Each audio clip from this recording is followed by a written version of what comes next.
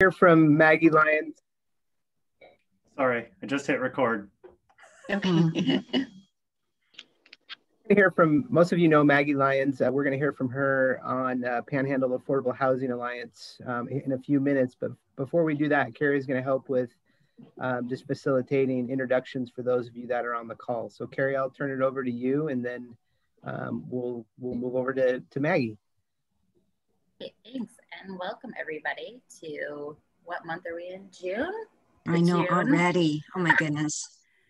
Alice Task Force, and it is rainy June. The last 5 years have not disappointed in a hot, sunny teaser of spring, May, and then rainy, cold June. Wait to put your plants in the ground. So I am Carrie Cedarquist. I'm the Community Impact Director for United Way of North Idaho, and I will just call out folks on their screen. Mark, do you want to go next? Sure, I'm Mark Tucker, Executive Director with United Way of North Idaho. Mark. Donna? Donna Brundage. I'm representing CDA, NAMI, and St. Vincent's. Thanks, Donna. Sarah? I am with the Community Resource and Vision Center, and I am the resource specialist and also work with our Volunteer Connect program as well. Thanks, Sarah. I was going to say Sarah H, but you're both Sarah H's. So two Sarah H's. Sarah with an H at the end. Go ahead. There? Oh, there you go. Yep, I'm Sarah with the H. With Idaho Housing and Finance here in the Coeur d'Alene branch office. Thanks, Sarah. Leslie? We can't hear you, Leslie. It's my speaker. It doesn't always behave. Oh, there you are. Like, can you hear me now? Yes. Okay. I'm director of the Post Falls Food Bank, and as of late, operations manager for the Post Falls Senior Center. Welcome. Mm-hmm. And next I have Wendy Ruff. Good morning, I'm Wendy from Real Life Ministries, and I help run our community assistance program with our food bank and financial assistance. And my video camera is not working. That's all right. Thanks, Wendy, for being here. James? James Stassford with Habitat for Humanity of North Idaho. I'm the director. Thanks, James. Kathy? Hey, good morning, everyone. Kathy Albin, North Idaho College, Adult Education. And Jackie. Hello, I'm Jackie Carter with the Community Resource and Vision Center, and I'm the Service Provider Coordinator. Thanks, Jackie. And Maggie. Good morning, everyone. I'm Maggie Lyons, and I think some of you know me through Charity Reimagined, and then also I'm currently serving as the Executive Director for the newly resurrected Panhandle Affordable Housing Alliance. Looking forward to hearing from you. I next have Kelly. Morning. Thank you guys for all having us. I'm Kelly. I'm the lead clinician for Region 1 on the mobile crisis team. And this is our new PSR, our Carrie Walker. So she's sitting in just to kind of learn about the programs and what's happening. Great. Welcome, Kelly. And then it was Carrie? Yeah, Carrie Walker. All right, welcome. Thank you. Next I see Nancy. Hi, I'm Nancy Maybiel, the Region 1 planner for the Panhandle Area Council. I'm working, I do the Regional Comprehensive Economic Development Strategy, but also I'm working with the other districts in the state of Idaho. And our hot topics right now that we are addressing are housing and childcare. Same, girl. Yeah. Next I have David. Hi. David Gortner, priest at St. Luke's Episcopal Church in Coeur d'Alene, and we are the church that houses Family Promise's office for North Idaho and their daytime family center. Great, thank you. And then David, you're also here representing, between you and Donna, I believe, sort of a coalition as well? Yeah, NAMI. Okay. I guess I was thinking of like a coalition of like church leaders. Well, for our church, yes. Oh, for okay. our church, we have a community outreach and engagement group that's growing our work with the community. So Great. Glad to hear that. Thank you for being here. Yeah. Next, I have Annie. Hi, Annie Hawkins with Community Resource and Vision Center. I do rural outreach based in Clark Fork during their Clark Fork Food Bank hours. Welcome, Annie. Next, I have Kimberly. Hey everyone, I'm Kimberly with Idaho Housing and Finance. I do family self-sufficiency and housing counseling. Welcome. And last, Jennifer. Hello, I am Jennifer and I work for the McKinney-Vento program in Coeur d'Alene with James Kerr. Welcome. All right, so Chris, with that roll call, which I just really held back doing like the cheer, like roll call. Yeah. Too much SNL in my life. All right, I'll turn it back over to you, Chris. Thanks, Carrie. So again, we're going to hear from Maggie on Panhandle Affordable Housing Alliance and about that program. But Maggie, before we hear about that, why don't you share a little bit about Charity Reimagined and a little bit about your background?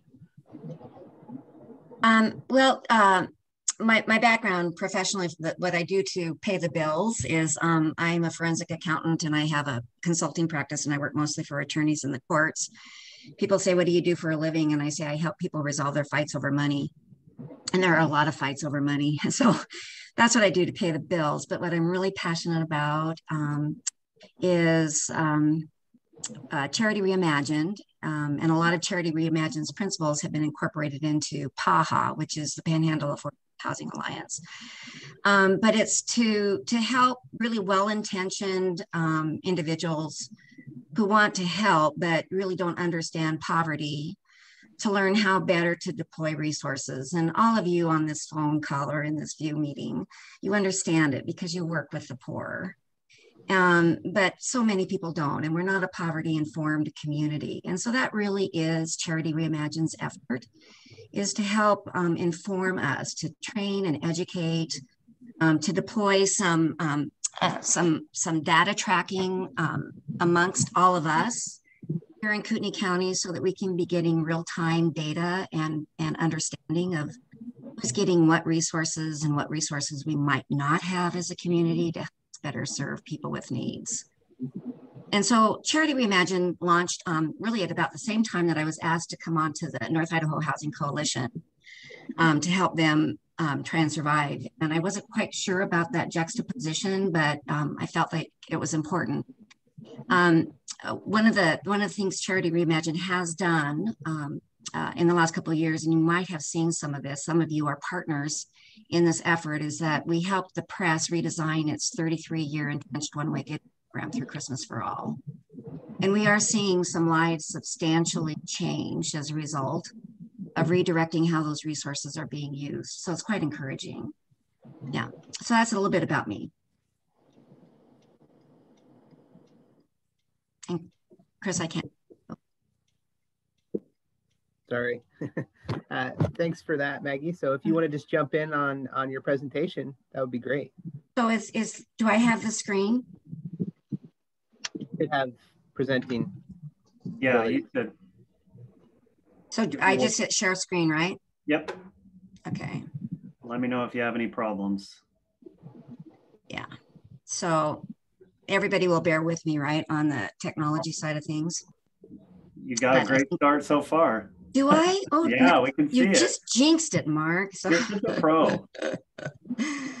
So anyway, let me. Okay, now why isn't my reading pane working? There we go. So what I'm going to share with you. Oh, LaTanya Keogh wants to enter. Am I supposed to admit her now that I have the screen, or can you do that, Mark? Let's let LaTanya in. I'll do that. What I'm going to share with you guys today is an overview of PAHA. And it's going to be a lot of information that all of you already understand and know. But this is the messaging that I am presenting now to Rotaries, different clubs, hopefully chambers of commerce. I did a presentation, a launch of this, which Mark was able to attend. This is going to just help facilitate my discussion with all of you today about, where we are as an organization. And then I'm going to just tell you a little bit about what we're doing in the community that's centered around helping facilitate an understanding of our community's housing needs. So here's our new logo, Panhandle Affordable Housing Alliance. And our commitment is to flourishing housing. And I'll talk a little bit more about that here later. But to bring you all up to speed, I mean, we all know about the North Idaho Housing Coalition. We know the salacious fall of Lori Eisenberg as the executive director, but there is good, and then there's also the bad and the ugly, which I'll address briefly. This organization was founded right in 1991, and for years it was really respected as a provider of housing and services for low income. During the last 3 years of Lori's leadership, in spite of her malfeasance, the organization was able to provide 24 homes to first-time low-income buyers, and also was able to put into service 19 low-income rentals. These are beautiful homes that have been remodeled, and they're restricted rent because IHFA, through HUD funding, has set those limits based on which program funded these remodels. There are 17 of these rentals in Kootenai County and 2 in Benoit. The bad and the ugly. During this same time period, Lori embezzled close to $600,000. The FBI came in, they did the forensic accounting.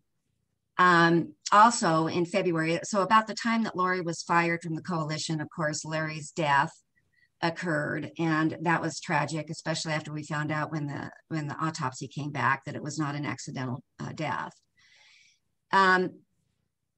I came on board in August of 2018, so I was pretty involved in the process with the FBI. But by November of 2018, enough evidence had been gathered that a plea agreement was reached, where she agreed to 5 years in prison and full restitution. And as we know, subsequently, she pled an Alford plea, and now she's been sentenced basically to life for the murder of Larry. But back to the good.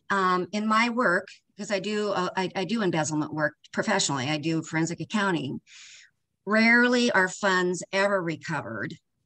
And as you know, for nonprofits, when you have your executive directors steal, you lose your funding partners. So the really great miracle that happened here is that Lori had assets. And through some really good work, thanks to Denny Davis as the counsel, as well as 2 board members, Carrie Thornson and Amy Evans, who agreed to stay on to support me as the executive director, plus they were quite committed to this, we were able to recover 100% of the funds. My relationship with IHFA at the time in HUD was, Maggie, if the coalition can pay back the money and make full restitution, we are back in business. So our only funding partners as an organization are IHFA and HUD. So not only did we recover 100% of the money, but we also did not lose our funding partners. So it's really, so it's quite remarkable, right? That this organization was able to survive. So after we got all of that behind us, I was able to put together a new board of directors consisting of the people up here who I know most of you recognize: John Bruni, Ginny Gilliam, Jeremy Hobson, Todd Kisby, Chrissy Carlson, and Jim Hawkins. And they represent just a really good cross-section of experience, understanding of both low income, high income commerce needs. It was great because all we had to do with the entity was just rename us as a DBA, because the actual 501c3 is under a name that no one understands. So all we did was change the DBA, and we came up with this PAHA. We have 800,000, over 800,000 in the bank now, and we've got 20 low income rentals on our balance sheet. In addition to that, really excited to tell you that we have a resurrection project in the queue for next year with IHFA.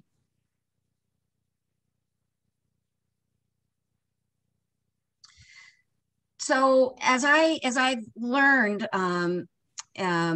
through this process, and with the great help of Carrie and Mark and James, Casper, and others, I put together what I hope are statistics that will start persuading some people in our community to better understand our needs. We've always looked at housing as workforce versus low income. But really, you know, how is this defined, especially in our community, which is predominantly service oriented? So what I did is I looked at Kootenai County stats, and the stats, and I'm going to talk about the stats here at the end, but the stats are pretty difficult, right? They come from a lot of different sources, and to bring them all together for Kootenai County for me was pretty much a challenge because I'm not a statistics person. But what I did was I picked a family of 4 with 2 preschool children and relied heavily on Alice's data through United Way, as well as HUD's definitions of poverty. So for 2021, HUD has defined our AMI, our area median income, meaning half above and half below, at $65,500. And you can see these other, and you guys are familiar with these brackets, the 80% AMI, the 50% AMI, and the 30% AMI. So the 30% AMI is really our extremely low. And that wage rate is about $13 an hour. I put these numbers into wage rates because I think that's what people understand better than annual salaries. So this middle to upper income, right, is around 31, 32 bucks. At 80% AMI, a family of 4 with 2 children, HUD defines that as 53,000. So that's about $26 an hour. So if we think about it, how many jobs in Kootenai County are paying $26 an hour? Now, wages are coming up because of the shortage of labor, but still, I think this really helps people understand, especially employers, that this is a pretty high threshold, yet this is what HUD defines as our upper end poor. So, oh, I'm going to let Joe Sacamano in. Okay, so what we've got now is this slide. I tried to get my arms around, well, what does that look like for Kootenai County in terms of these HUD definitions? And we know through Alice's data that we've got approximately 12% of the households. We have 65,500 households in Kootenai County, which works out to be about right, about 167,000 for population. The federal poverty line at 12%. So that would put us at 7,800 households for the federal poverty level, meaning 13 bucks an hour. And our Alice population is about 28%. So that's a little over 18,000 households. So what does it look like, right? Okay, so we know these households. If our AMI is 63 or 65,500, right? The survival budget, which are unrealistic numbers, and Mark and Carrie have listened to me talk about this, for a family of 4 with 2 preschool children, because that includes daycare costs, right? Childcare, is around 63,000. And that is with a budget of less, slightly under $800 a month for rent and utilities. And we know that that's virtually unachievable right now in Kootenai County. So what I think this slide does is it shows that there's really very, very blurred lines between workforce housing and low income housing. In fact, I am taking a position when I'm speaking that I think those lines are erased in Kootenai County. And we have to be thinking about how we address our housing needs differently, because our workforce is very low to moderate income as defined by HUD.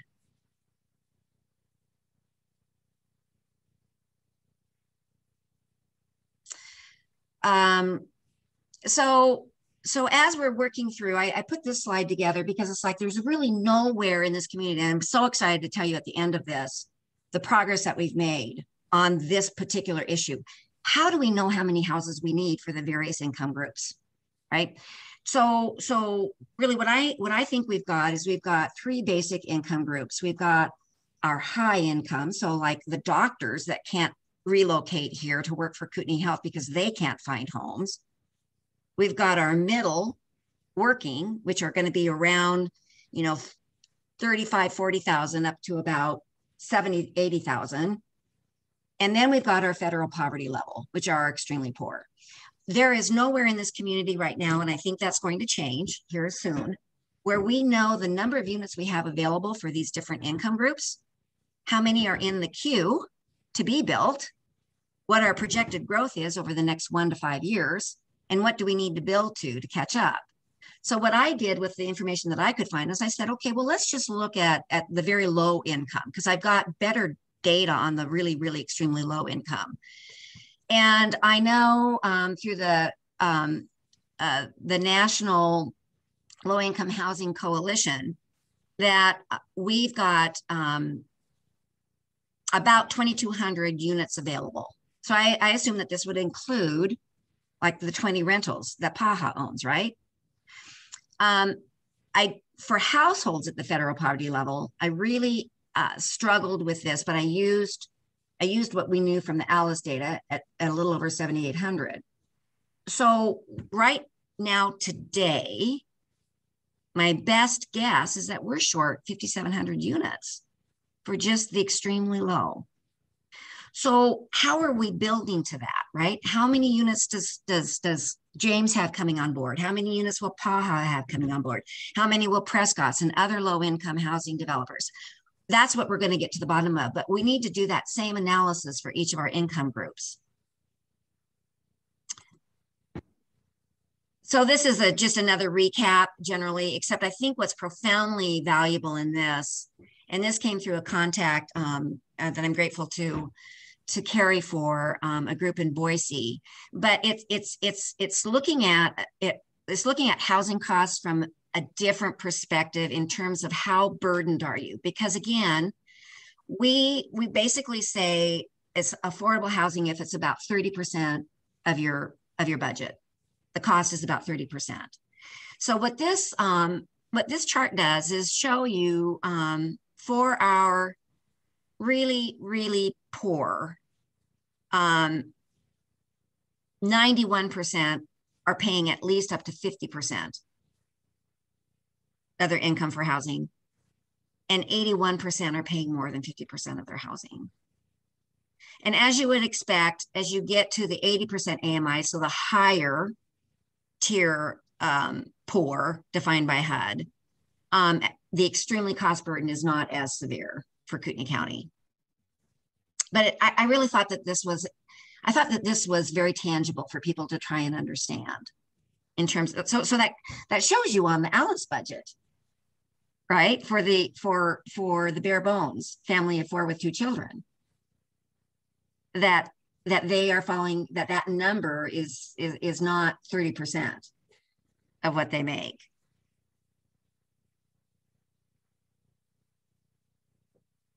In the state of Idaho, these are not everything I've talked about so far has been specific to Kootenai County that I could find, but in the state of Idaho, I thought this was very telling. 70% of jobs pay $20 or less.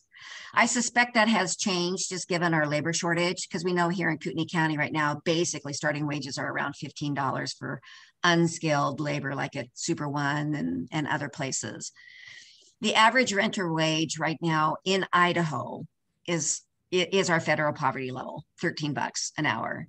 And Coeur d'Alene falls into the 3rd most expensive area in Idaho for housing. We've got a lot of federal government subsidies that support, that support housing costs. I think that there's a misunderstanding that those are sufficient and they take care of it.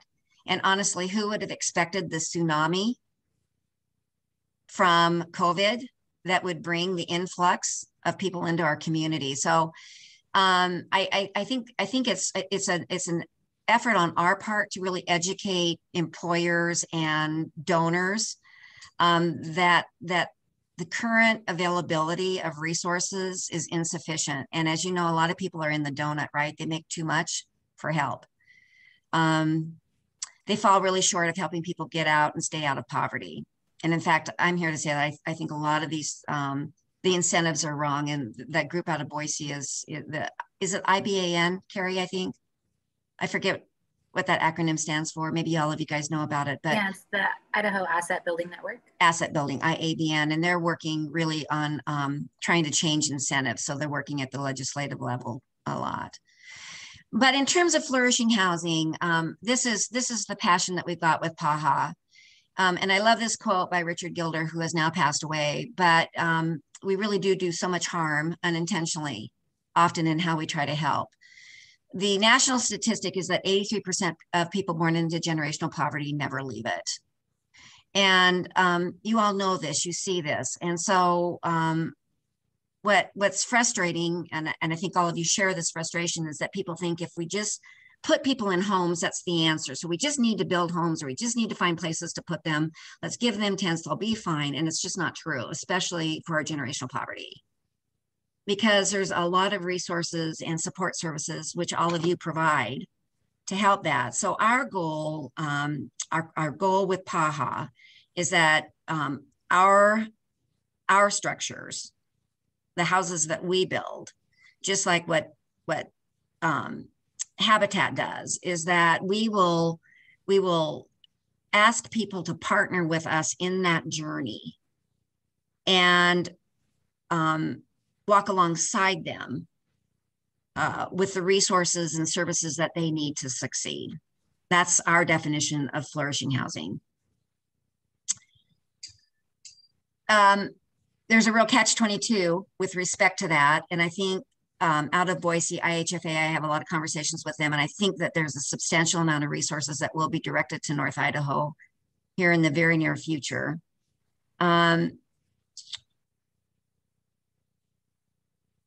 But I personally saw this when I first came on board, and I don't want to take the time to go into it because I think you're a really understanding group of the needs. But Lori just put people in these big houses, and they had no support in these houses, and it for a number of them it was not successful. Now, there are others who have said, I am so thrilled to be in a home because my entire life, they're generational poor, my entire life, I've only lived in an apartment. So there is a really good balance that I know we can find if we do it right. So the Resurrection Project, I'm really excited to tell you about this. We've applied, and I like to say that we've gotten to first base with IHFA. We've been awarded a project. We're calling it the Resurrection Project because I think that's appropriate. Since it was, it's the first one out of the chute since we've reorganized. And we've targeted land in Post Falls for this, and it will be townhomes. It will be individually deeded. We had hoped to do a rent to own, which would be, it would be the first time in this state, but under this particular program, we will not be able to do that. But it will be up to 8 units for our extremely low income. This is an artistic rendering of what we think these will look like. The architect right now is doing the layout, but I think they're beautiful. And there'll be support services that will go with these. There'll be a park area as well as other support services that we intend to include with this. So just to wrap up, when I'm talking to people, is that we have to think about the needs and incomes of the very real people in our community. And it's our working people. And I don't like to call them working poor. It's our people who work hard. And the housing costs have just, as well as general inflation in general, have their wages have not kept up. So, and this is the, I think the last slide that I had, just where how do people get involved? It's pretty difficult right now to give them something tangible. But this is what I'm leading people with to call us.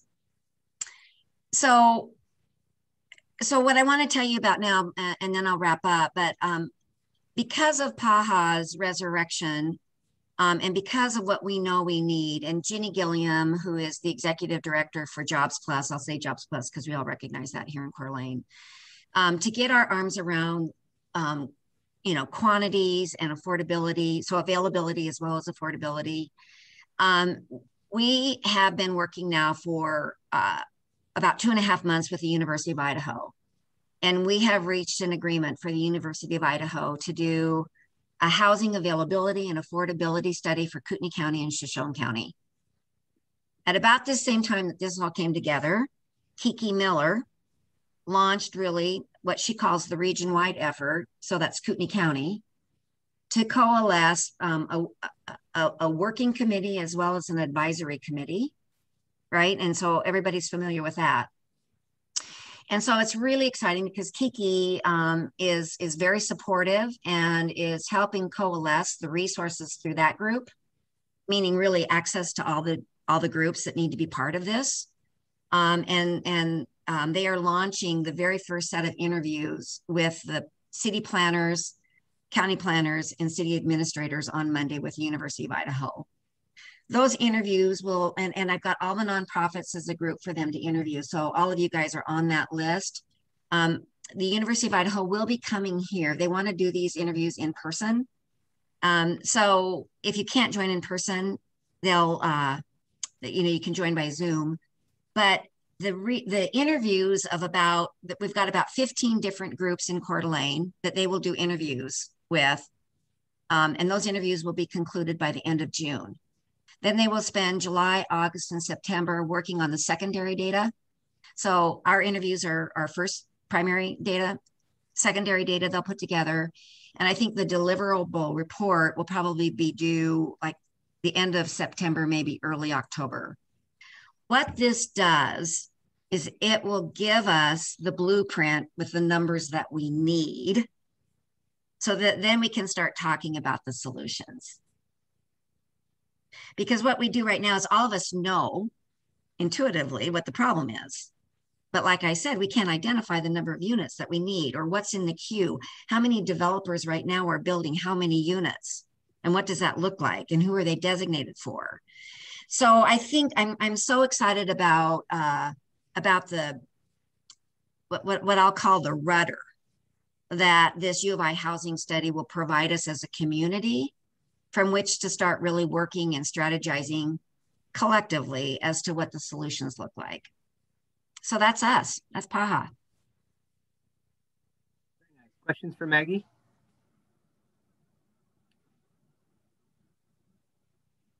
I hope they're questions. Maggie, this is Carrie. Yeah. I have a quick question for you. You bet. When you reported this data out to like Rotary groups and the Chamber CEO Roundtable, what was some of the feedback that you received, whether it was things that were surprising or ideas for moving forward? I'd just love to hear what kind of feedback you've been getting as you've launched and been presenting this project. So I've only done a couple, right? And the feedback has been really encouraging because, and Mark was in one of these meetings where it was like, oh, we had no idea. I mean, we're hearing now, we've already heard a lot from Mark and Carrie in United Way, but now we've heard this, and as a community, we need to start doing more. So, and I've heard that now from several people who have heard these statistics and heard us talk about this, right?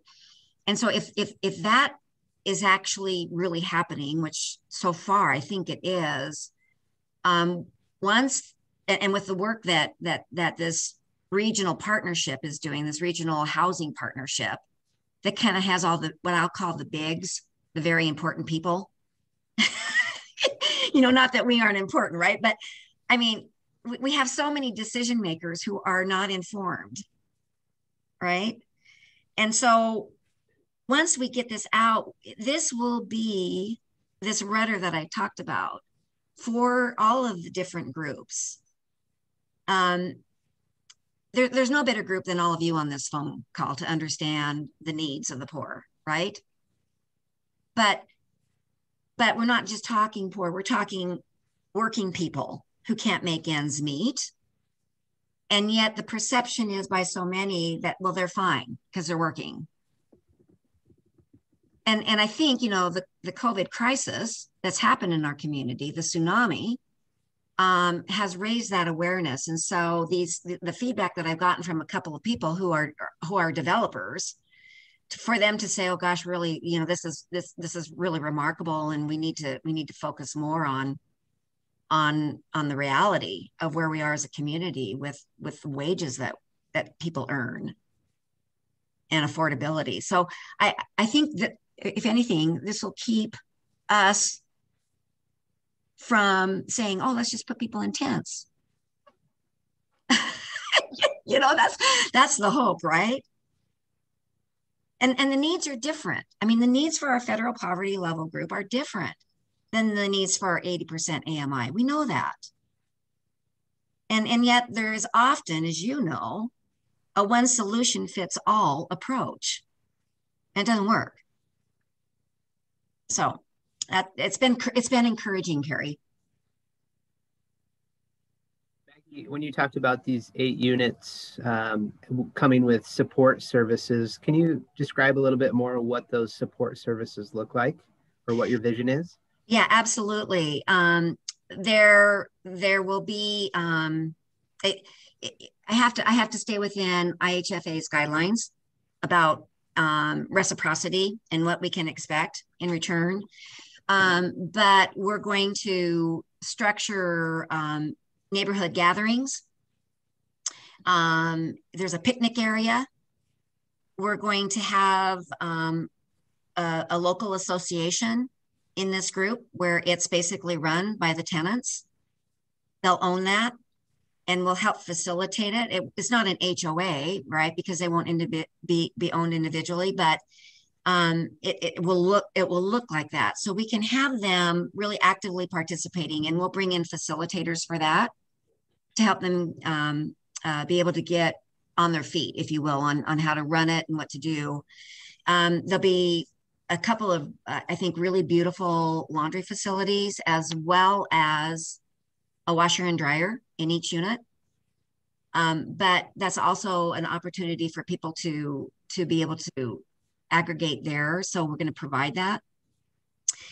So it will evolve, Chris, right? But right now, for the most part, our focus will be on, you know, if they've got challenges with shopping, budgeting, cooking, classes that we can help offer to them. Hopefully not duplicate, but it's hard if they don't have transportation. So we'll see what it looks like if we do something in this facility, this meeting room facility that we're going to include in this. I'm thinking classes will be conducted there. Hey, Maggie, this is Sarah with IHFA. Yeah. Do you know at this point the funding for this project, if these units are going to be compatible with HCV, with Housing Choice Vouchers?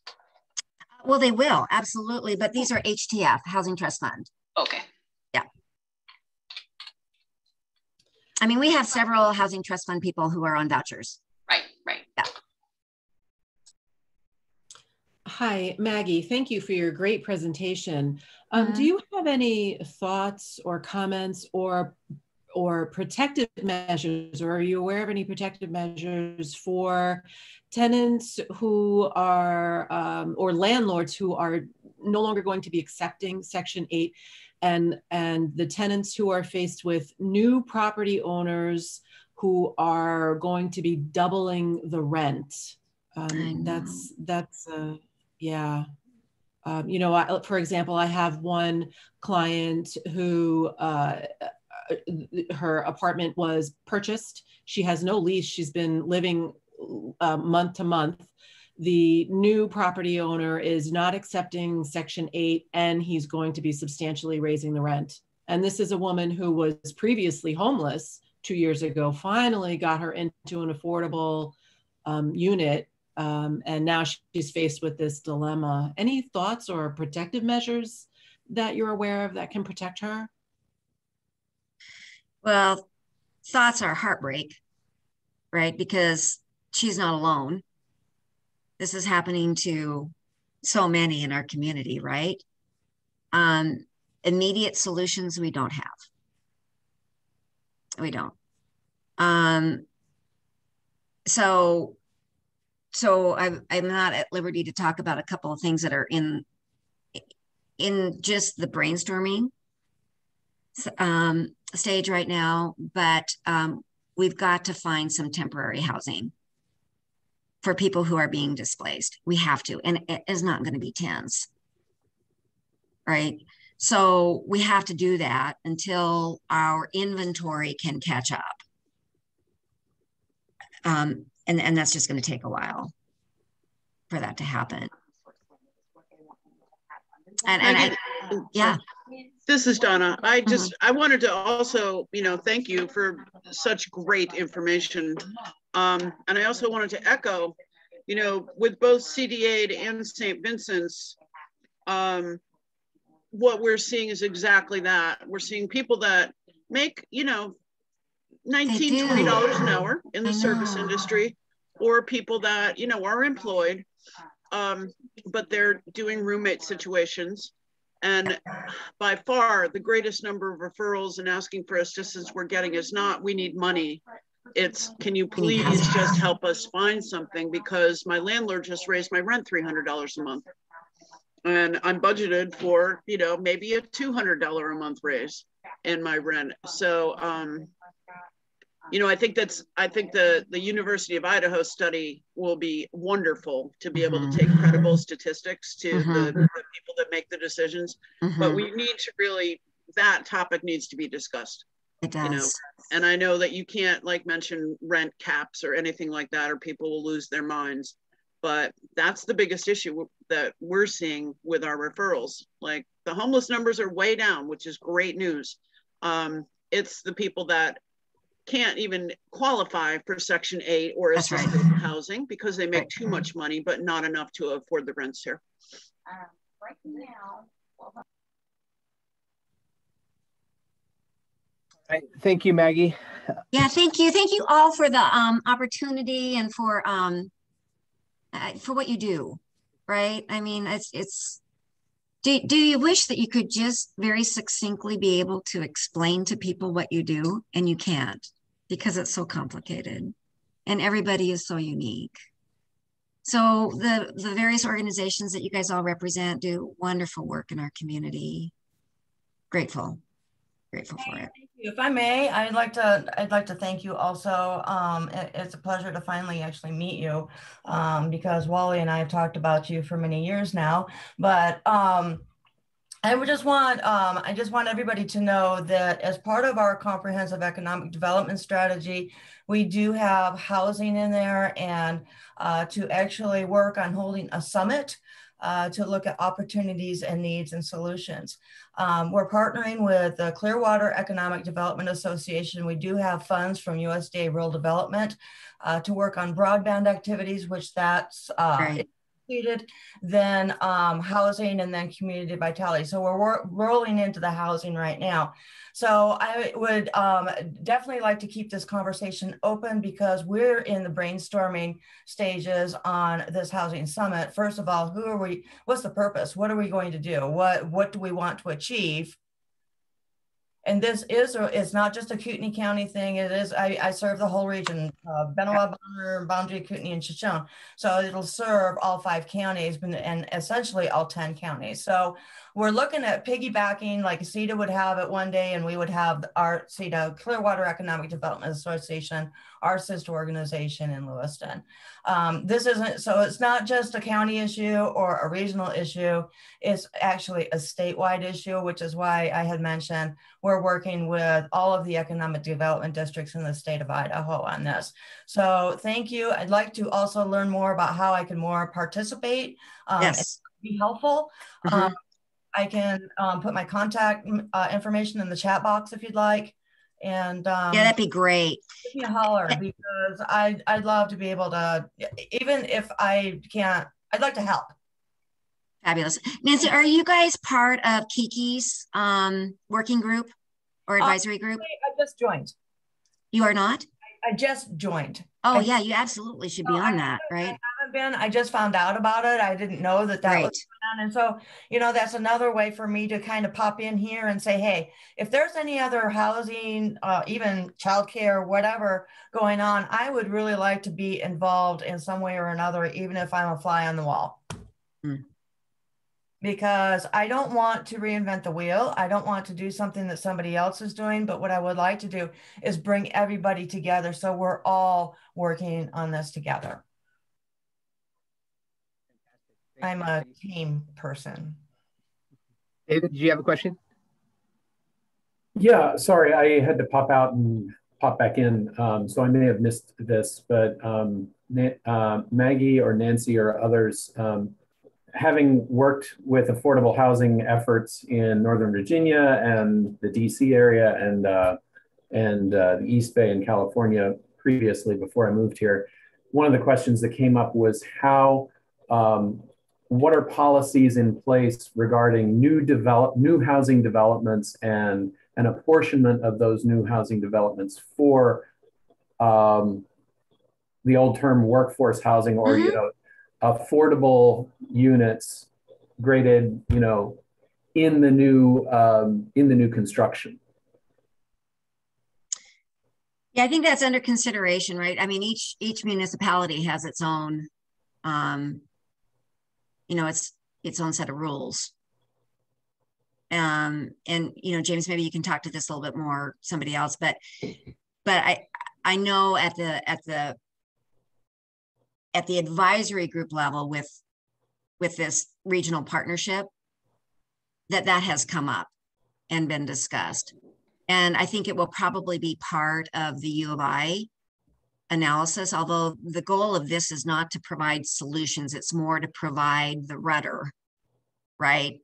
The way to see through to start looking at solutions. But this would be one of the proposed solutions. If we could, as a county, get consensus, you know, amongst the various municipalities, that they'll start looking at that. I mean, Coeur d'Alene's not been good, just even considering the impact on schools, honestly.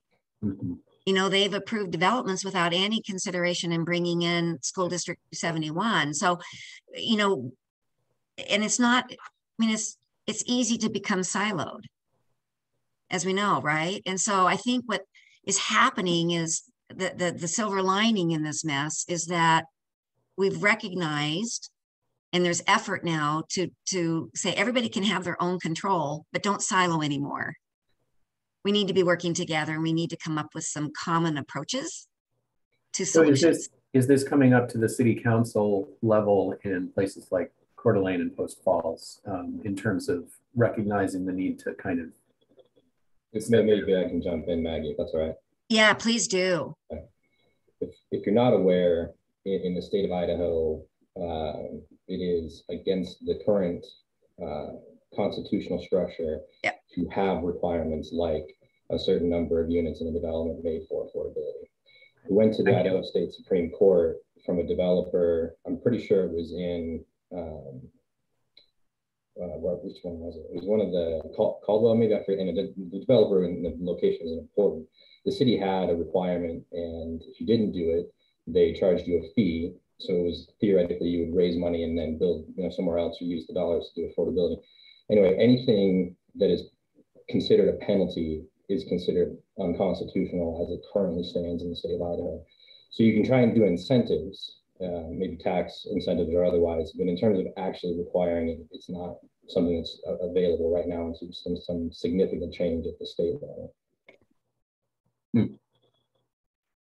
If I can, I try not to take over. We can talk about these things all the time. Obviously, this is one of those things that y'all do, it's housing, but I have one thing that I think might help everybody a little bit understand maybe the scope of what's going on. And it's not just Idaho. This is a countrywide problem if you haven't really looked at some of this.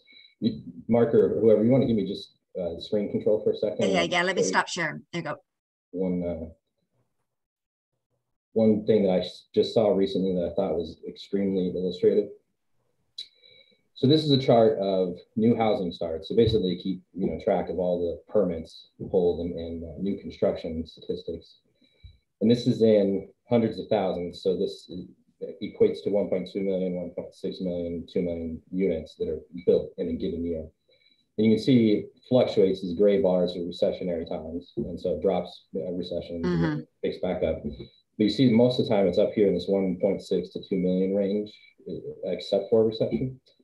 And that's because roughly the average population growth in the United States is 1.6 million people. It just functions as kind of tracking with the demand from population growth is what we build, except for after 2008.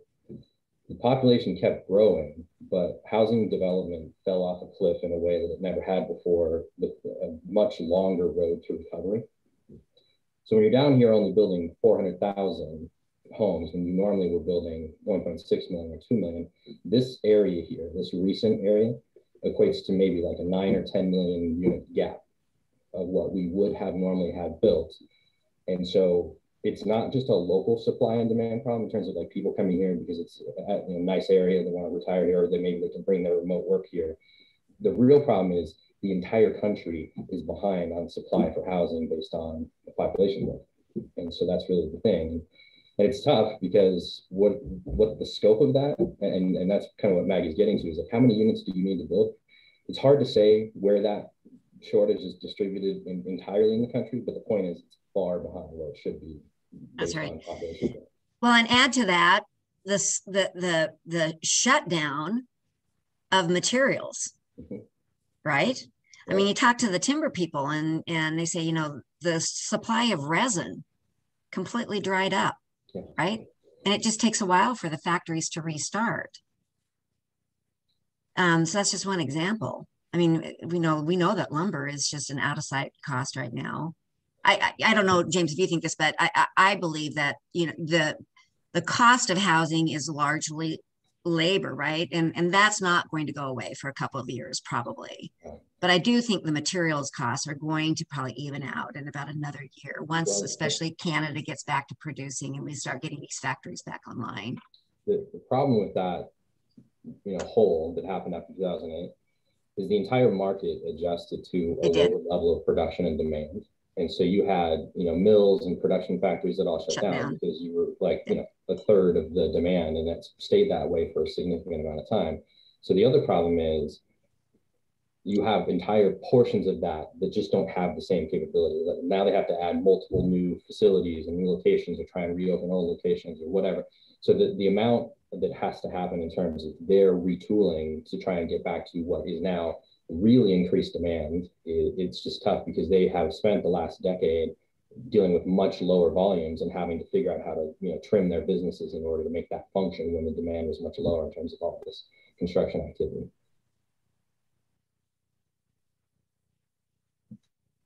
And I know I've been kind of critical of the TANT solution, but when you think about the constraints of the city of Ketchum and Sun Valley, and what is an immediate solution because of these lead times and the lack of land and all of that. I mean, those are very, very, I mean, we share those same problems.